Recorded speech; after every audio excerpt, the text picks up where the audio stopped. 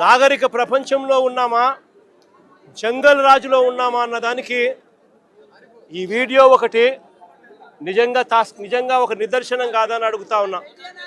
ఏకంగా పోలీసులే దగ్గర ఉండి ఈ కమిషనర్ రామకృష్ణకు ఫోన్ చేసింది.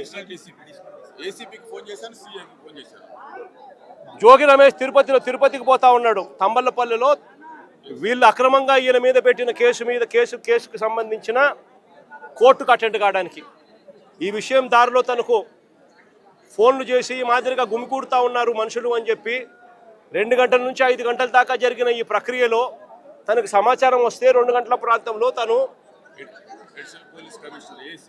ఏసీపీకి కూడా ఫోన్ చేస్తే కనీసము లోకల్ సిఐకి కూడా చేస్తే కనీసము నీకు రెస్పాన్స్ కూడా లేదు. కనీసం రెస్పాన్స్ కూడా లేదు. సిపి కనీసం ఫోన్ కూడా ఎత్తలా. నేను అడుగుతా ఉన్నా, ఈ మాదిరిగా ఇక్కడే కాదు అక్కడ అంబటి రాంబాబు అన్న విషయంలో కూడా అంతే. పోలీసుల సమక్షంలోనే 5 గంటల నుంచి రాత్రి 1:30 దాకా జరిగిన దహనకాండ పోలీసుల సమక్షంలోనే 5 బండ్లు 5 కార్లు పగలగొట్టారు. పోలీసుల సమక్షంలోనే ఇల్లు తగలబెట్టిచ్చేశారు. ఆఫీస్ అంతా తగలబెట్టారు. పోలీసుల సమక్షంలోనే ఇంట్లో అద్దాలన్నీ కూడా పగలగొట్టారు. పోలీసుల సమక్షంలోనే ఇంట్లో ఆడోళ్ళను కూడా దూషించారు. ఇక్కడ కూడా అంతే. పోలీసుల సమక్షంలోనే పోలీసులే పాత్రదారులుగా పోలీసులు కలిసి చేస్తూ ఉన్న డ్రామాలో ఇదంతా కూడా జరుగుతూ ఉంది. నేను అడుగుతా ఉన్నా, వీళ్ళందరికీ కూడా నేను ఒకటే చెప్తా ఉన్నా, ఇవన్నీ కూడా ఆధారాలు ఎక్కడికి పోలా. ఇవన్నీ కూడా ఆధారాలు ఉన్నాయి. ఎన్హెచ్ఆర్సీ నుంచి సుప్రీంకోర్టు దాకా ప్రతి గడప కూడా తడతాం. రాష్ట్రంలో జరుగుతూ ఉన్న జంగల్ రాజు గురించి ప్రతి ఒక్కరికి కూడా అర్థమయ్యేలా చెప్తాం. ఎక్కడైనా కూడా న్యాయం అనేది డిలే కావచ్చేమో కానీ చంద్రబాబు నాయుడు గారు ప్రభుత్వానికి పెట్టిన దినాలు మాత్రం ఖచ్చితంగా ముగిసాల్సిందే. కళ్ళు మూసుకొని కళ్ళు తెరిచేసరికి 2 ఏళ్ళు అయిపోయాయి. ఇక కళ్ళు మూసుకొని కళ్ళు తెరిచేసరికి మరో 3 ఏళ్ళు కూడా అయిపోతాయి. ఆ తర్వాత వచ్చేది మా ప్రభుత్వమే. ఆ తర్వాత నేను చెప్తా ఉన్నాను, ఇటువంటి అన్యాయమైన ఆఫీసర్లు ఎవరైతే ఉన్నారో, ఎవరైతే కాన్స్పిరసీలో భాగంగా వీళ్ళంతా పాత్రదారులుగా ఉన్నారో, ఈ పోలీస్ ఆఫీసర్లు, ఈ నాయకులు, వీళ్ళతో పాటు వచ్చిన ఈ గూండాగిరి చేసిన వీళ్ళందరినీ కూడా ప్రతి ఒక్కరిని కూడా బోన్లో నిలబెడతాము. ప్రతి ఒక్కరిని కూడా చేసిన అన్యాయానికి శిక్ష వహించక తప్పదు అని చెప్పి కూడా ప్రతి ఒక్కరికి కూడా ఈ సందర్భంగా తెలియజేస్తా ఉన్నాను. చంద్రబాబు నాయుడు గారికి కూడా బుద్ధి జ్ఞానం ఉంటే ఇప్పటికైనా కూడా నేను చెప్తా ఉన్నా. జోగి రమేష్ ఏమన్నాడు, ఊరికి చిప్పు పోయింది అని మాత్రమే అన్నాడు. నేను అడుగుతా ఉన్నా, చిప్పు గన సరిగ్గా ఉంటే ఇవన్నీ ఎవడైనా చేస్తాడా అని అడుగుతా ఉన్నా. చిప్పు గన సరిగ్గా ఉంటే ఎవడైనా ఇలాంటి చేయిస్తాడా అని అడుగుతా ఉన్నా. నిజంగా వీళ్ళకి చిప్పు సరిగ్గా లేదు కాబట్టి ఇవన్నీ చేయిస్తూ ఉన్నారు.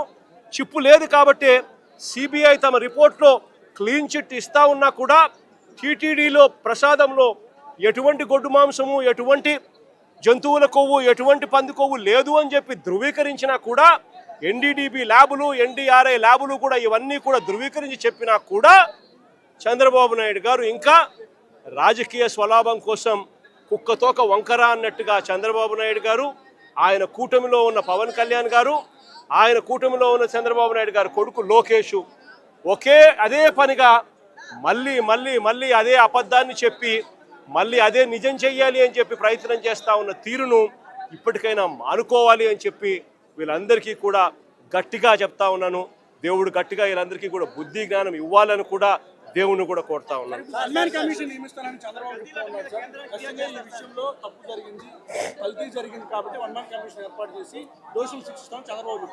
అదే చెప్తానబ్బా. ఏకంగా సుప్రీంకోర్టు సూపర్విజన్లో సిబిఐ పనిచేసింది. సిబిఐ అంతటి సిబిఐ రాలే దీంట్లోకి. జరుగుతూ ఉన్న అన్యాయం మీద, చంద్రబాబు నాయుడు గారి వక్రబుద్ధి మీద, చంద్రబాబు నాయుడు గారు చేస్తూ ఉన్న అబద్ధాల మీద వైవి సుబ్బారెడ్డి గారు సుప్రీంకోర్టు గడప తొక్కారు. సుప్రీంకోర్టు ఇంటర్ఫియర్ అయ్యి పార్షాలిటీ లేని ఎంక్వైరీ జరగాలి అని సుప్రీంకోర్టు సిబిఐని దించింది రంగంలోకి. ఆ సిట్లో కూడా సిబిఐకి సంబంధించిన ఇద్దరు అధికారులు ఎవరైతే సిబిఐ నేతృత్వంలో జరుగుతుంది, సుప్రీంకోర్టు సూపర్విజన్లో జరుగుతుంది. సుప్రీంకోర్టు సూపర్విజన్లో సిబిఐ ఫైల్ చేసిన ఈ ఛార్జ్ షీటు ఎవరికి కూడా దీన్ని తప్పుపట్టే అవకాశం కానీ తప్పుపట్టే పరిస్థితి కానీ ఎవరికీ లేదు. సుప్రీంకోర్టు కన్నా చంద్రబాబు నాయుడు గారి పదవి పెద్ద ఎక్కువ గొప్పది కాదు. సుప్రీంకోర్టు సూపర్విజన్లో చేసిన CBI charge sheet will prevail.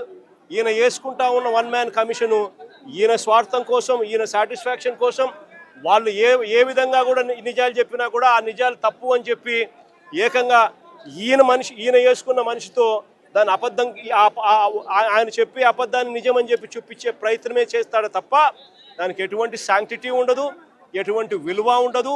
Chandrababu Naidu గారు ఎన్ని చేసే కొద్దీ ప్రజల్లోనూ ఇంకా చులకనవుతూ పోతాడు అన్నది చంద్రబాబు నాయుడు ఖచ్చితంగా గుర్తుపెట్టుకోవాలి.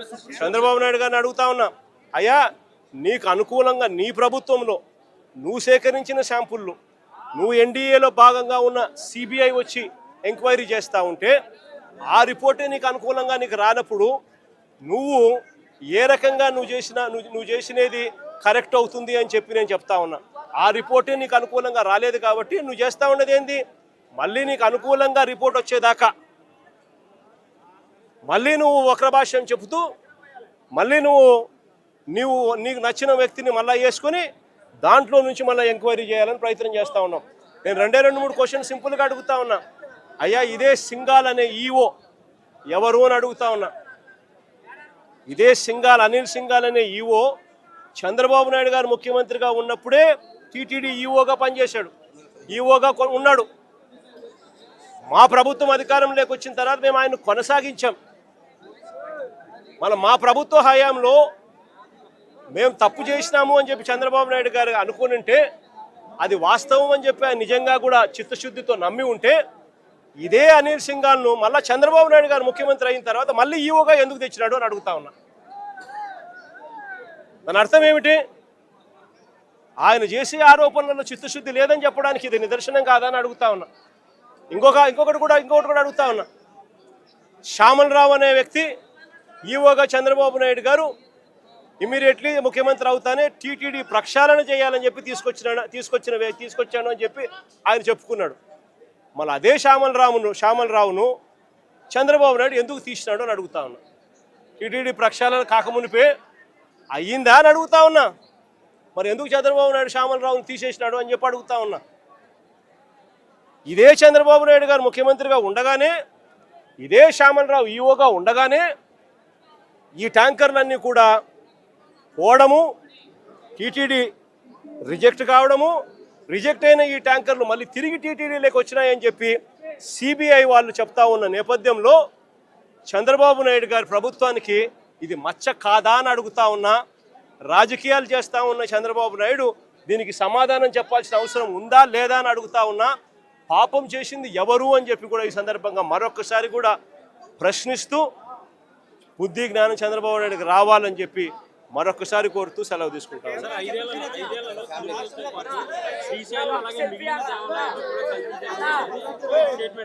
ఆశ్చర్యం ఏమిటో తెలుసా? చంద్రబాబు నాయుడు గారు జోగి రమేష్ మీద పెట్టిన కేసులు ఎన్నో తెలుసా? ఇప్పటి వరకు ఏకంగా 12 కేసులు పెట్టారు.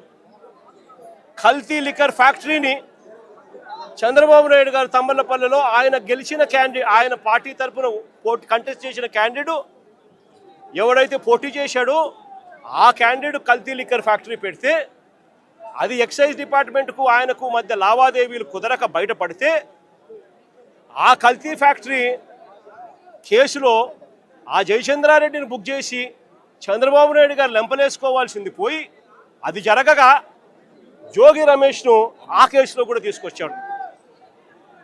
అసలు చంద్రబాబు నాయుడు గారు రాక్షస యుగంలో, రాక్షస రాజ్యంలో జోగి రమేష్ లాంటోడు కల్తీ లిక్కర్ చేయగలుగుతాడా? దాన్ని మళ్ళా డిస్ట్రిబ్యూషన్ చేసేది ఎక్కడ? చంద్రబాబు నాయుడు గారికి సంబంధించిన ఆయన మనుషులతో నడిచే బెల్ట్ షాపుల ద్వారా దాన్ని అమ్మాల. అంటే ఆ డిస్ట్రిబ్యూషన్ జోగి రమేష్ పోగలుగుతాడా? ఎంత అన్యాయమైన కేసులు పెడతా ఉన్నారని చెప్పడానికి నిదర్శనం ఇది. 12 కేసులు పెట్టారు, చివరికి 83 రోజులు జైల్లో కూడా పెట్టారు. ఇంతకన్నా అన్యాయం ఎక్కడా ఉండదు. చివరికి జోగి రమేష్ కొడుకు చిన్నపిల్లోడని కూడా చూడకుండా ఈ పిల్లోడు యాక్టివ్గా వాళ్ళ నాయన జైల్లో ఉన్నప్పుడు ఈ పిల్లోడు యాక్టివ్ అవుతున్నాడు అని చెప్పి ఈ పిల్లోడి మీద 7 కేసులు పెట్టారు. జోగి రమేష్ భార్య మీద ఒక కేసు పెట్టారు. వీళ్ళే పోలీసులే దౌర్జన్యం చేసి ఆమె పోలీసుల మీద దౌర్జన్యం చేసింది అని చెప్పి ఆమె మీద కూడా కేసు పెట్టారు. నేను అడుగుతా ఉన్నా, ఇదే చంద్రబాబు నాయుడు గారు బీసీలంటే ఆయనకు ఎంత చులకన అని చెప్పడానికి ఈ ఒక్క ఎగ్జాంపుల్ చాలు రాష్ట్రం మొత్తం తెలుసుకునే దానికోసం.